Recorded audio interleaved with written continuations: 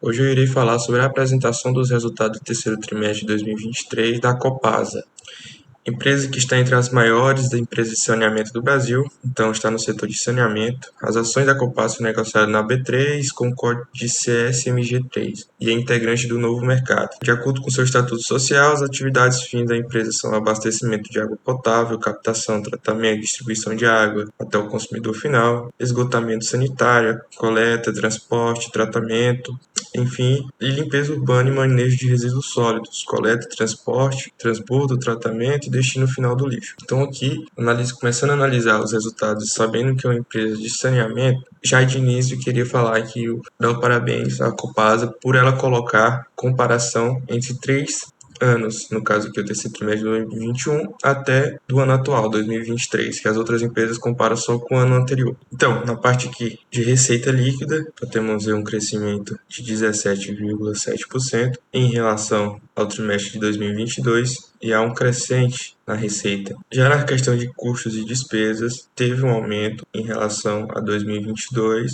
Em relação a 2021, ficou basicamente estável, ela caiu em 2022 e voltou a subir em 2023, que teve um aumento de 12,6%. Porém, esse aumento de custos e despesas é menor do que a receita. Então é algo interessante. Aqui ainda está outras despesas operacionais. A parte do EBITDA vem crescendo ano a ano, tanto em relação de 2021 para 2022, como de 2022 para 2023. E esse último tem uma variação positiva de 24%. O resultado financeiro saiu de negativo, tanto 2021 como 2022, para positivo esse ano. As margens vêm aumentando, podemos ver que 34, 36 e 38.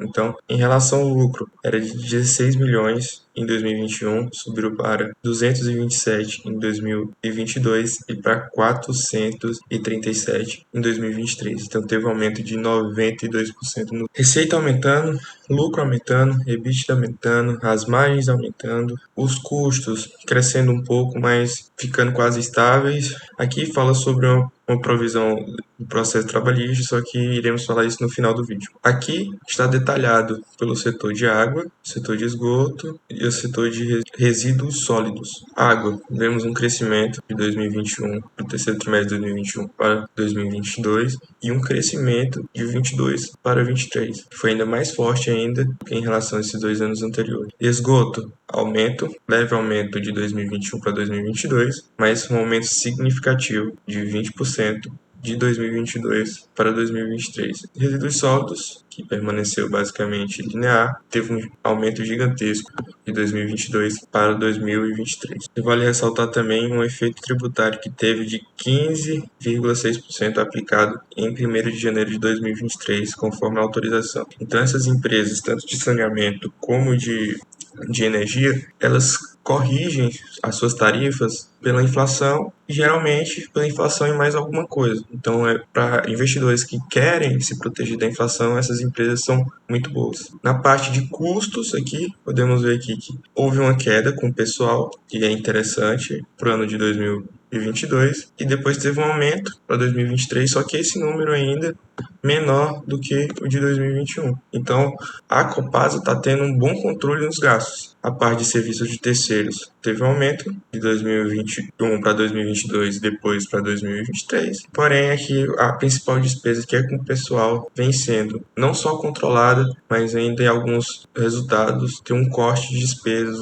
Na parte de custos não administratíveis, o principal sendo aqui energia elétrica, podemos ver, teve uma queda e depois voltou para o normal. Então é o seguinte, em 2023 e 2021 ele teve o mesmo custo com energia elétrica, sendo que em 2023 teve um resultado superior a 2021. Isso mostra um aumento de eficiência que a empresa vem tendo nos anos, ao longo dos anos. Como eu tinha mostrado na primeira página aqui, podemos ver as margens, que as margens vêm crescendo e o lucro também, o lucro de maneira bem exponencial. Olhando aqui a parte de investimentos realizados da empresa, você vê um crescimento mais forte de 2020 a 2023, que multiplicou esse investimento para quase 3 vezes aqui, a projeção até o fechamento do ano, e depois dá uma estabilizada, um leve crescimento para a estabilidade dos investimentos aqui até 2027. Vale ressaltar que isso aqui é uma projeção, que ele pode ter alteração e que não vai ser exatamente esses números aqui. Pode ser que seja mais, pode ser que seja menos.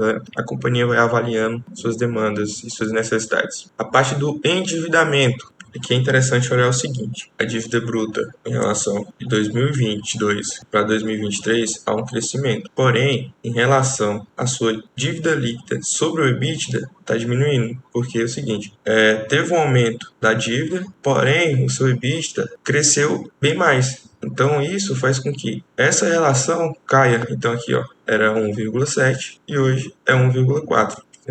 Aqui em relação a 2021, teve um crescimento da dívida líquida, mas a dívida líquida sobre o EBITDA ficou basicamente igual. Teve aqui também aprovado em dia 28 do 4 de 2023 uma revisão da política de dividendos, que registrou que ela vai pagar de 20% a 25% dos lucros líquidos e vai ter declarações trimestrais. Aqui ela também falou sobre que 2023 vai pagar 50% e deu uma declaração de juros sobre capital próprio de 387 bilhões.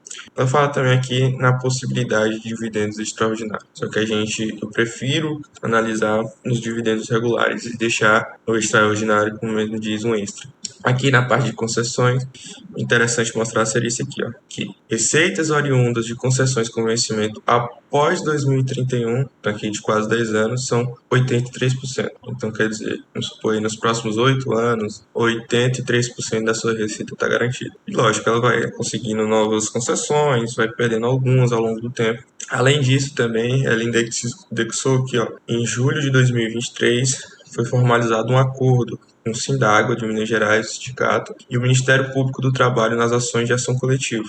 Com decorrência do acordo final, os seguintes impactos foram contabilizados, que foi um pagamento entre os meses de julho e setembro de 2023 no montante de 93 milhões e uma revisão de provisões de demanda judicial, trabalhista, contabilizado em outras despesas operacionais. Então, tem essas despesas que ela teve, porém, essas despesas foi vista pela empresa que impactaram positivamente com o resultado. Então, é o seguinte, ela conseguiu recorrer a essa ação, conseguiu que fosse pago um valor abaixo em relação do que eles estavam provisionando.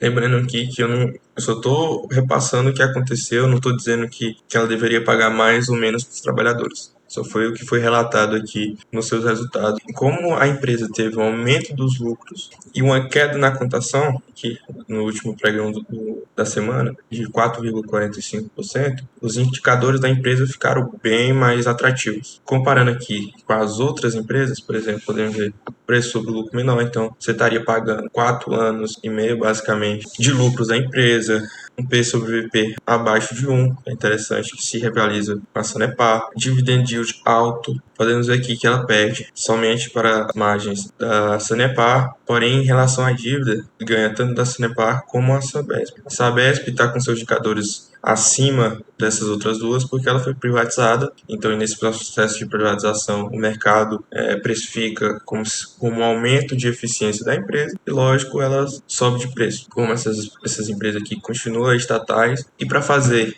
o calcular com os 50% que podem ser provisionados, que eu acho um valor interessante para fazer, já que o payout está basicamente quase 50, eu vou fazer com esse payout aqui para ficar um valor mais conservador. Então, se pegássemos o lucro dos últimos 12 meses de 1,29 bilhão, 1,29 bilhão, e dividimos pela quantidade de ações que tem a Copasa, que tem um total de 380 milhões de ações, você divide aqui 0,380, 38, porque aqui está na casa do bilhão e aqui em milhões. Você teria 3,39 R$ 3,39 por ação de lucro. Você multiplica pelo último payout que eu tinha falado, que é 0,43, no caso 43%, chegaríamos a um dividendo de 1,45 por ação. Então, aproximando aqui 1,45. Então, para fazer o cálculo do preço teto, eu divido isso por 0,08 e chegaria a R$ 18 de preço teto. Como sua cotação está em aproximadamente R$ 16. Tem sim uma oportunidade de aposta aqui. Não tenho carteira e não estou comprando porque já tenho o Sanepar e está bem próximo do meu preço teto, então